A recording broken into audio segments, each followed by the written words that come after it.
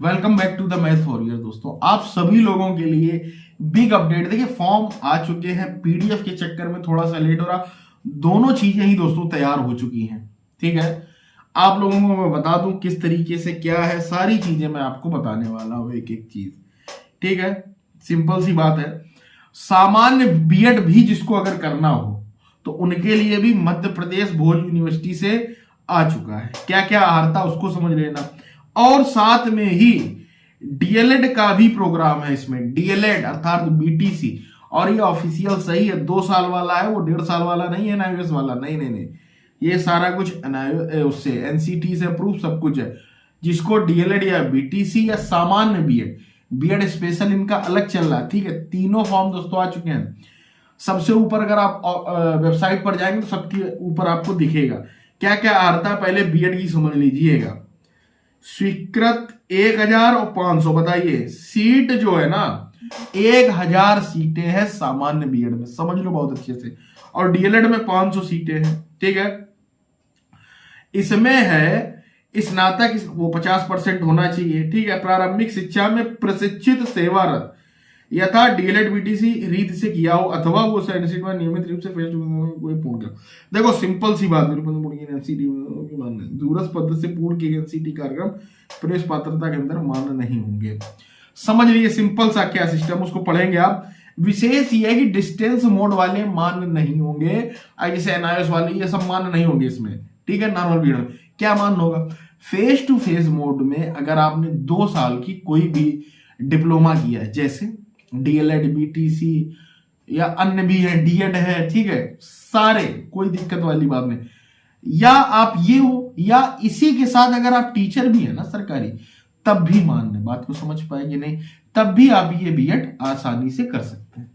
ठीक है, कोई दिक्कत कोई डाउट नहीं होना चाहिए। ठीक है, सिंपल सी बात है।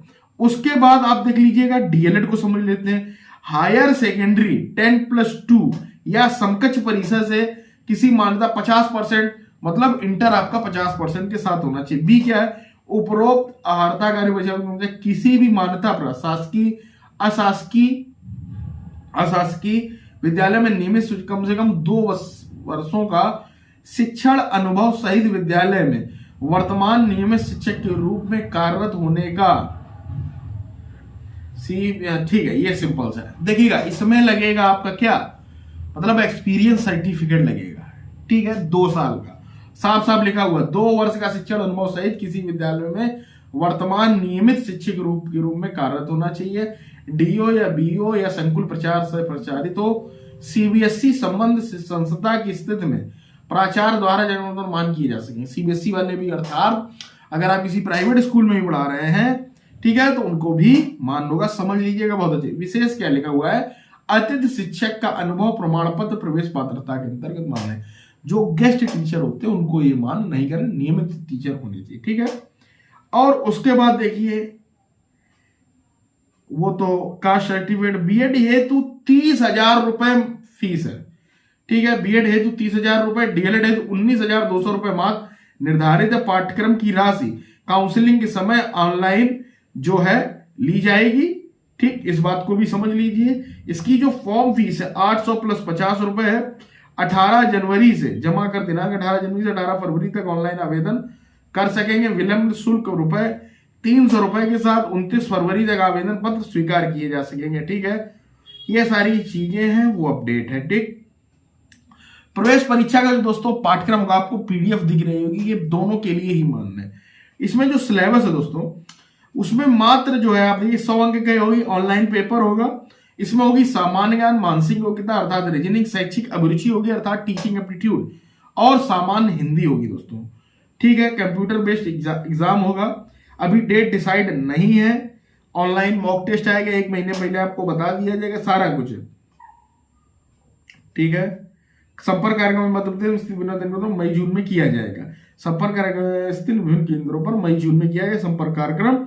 और यहाँ पर देखिए, परीक्षा के एमपी डाउनलोड कर 3 दिवस पूर्व प्राप्त किया जा सकता है। वो एडमिट कार्ड के बारे में लिखा हुआ है। ठीक है, और यहाँ पर देखिएगा, द्वितीय पाठ्यक्रम अहर्ता एक बार उन्होंने फिर लिख दी। ये आपको पीडीएफ ही मैं अपने टेलीग्राम चैनल पर दोस्तों प्रोवाइड करा दूंगा। तो इन सब चीजों से आप बस इतना समझ लीजिए, सिंपल सा मैं बार बार कह रहा हूं आप लोगों को, कि आप नॉर्मल बीएड भी कर सकते हैं, सामान्य बीएड, ठीक है, और आप डीएलएड भी कर सकते हैं। बहुत से बच्चे मुझसे पूछते हैं, बस उसके लिए है क्या, सीटें दोनों में, उसमें 1000 सीटें हैं, सबसे ज्यादा सीटें इसी में है, और ये एनसीटी से अप्रूव्ड है, कोई दिक्कत वाली बात नहीं।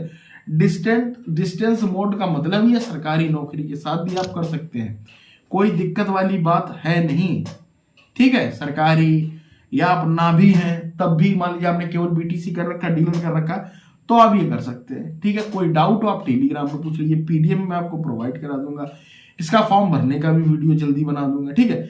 सब कुछ मैंने आपको बता दिया है, और इन सभी की पीडीएफ, चाहे बीएड स्पेशल हो, नॉर्मल बीएड हो, आपको नंबर दिख रहा होगा, व्हाट्सएप नंबर 9140902709, ये 29 तारीख तक इसकी लास्ट डेट है, नॉर्मल बीएड और डीएलएड की। स्पेशल बीएड की दोस्तों 25 फरवरी लास्ट डेट है, ठीक है। सारे बीएड आ चुके हैं, जिसको करना है वो कर सकता है, क्या पता भविष्य में बीएड जो है 4 साल का हो जाए, इसलिए ये जरूर कर लो। ये सेशन 2023 से 25 वाला है, डिले है, चुनाव थे मध्य प्रदेश में, जो 24 से 25 उसमें काफी चेंजेस आ रहे हैं, इसलिए मैं आपसे बार बार बोल रहा हूं, जिसको भी करना हो मध्य प्रदेश के आसपास, जैसे राजस्थान हो गया, दिल्ली हो गया, उत्तर प्रदेश वाले अगर करना चाहे कर सकते हैं, कोई दिक्कत वाली बात नहीं है। उम्मीद करता हूं बातों को समझ गए, जुड़ गए मैथ वॉरियर से। मिलते हैं वीडियो में, till then take care, bye.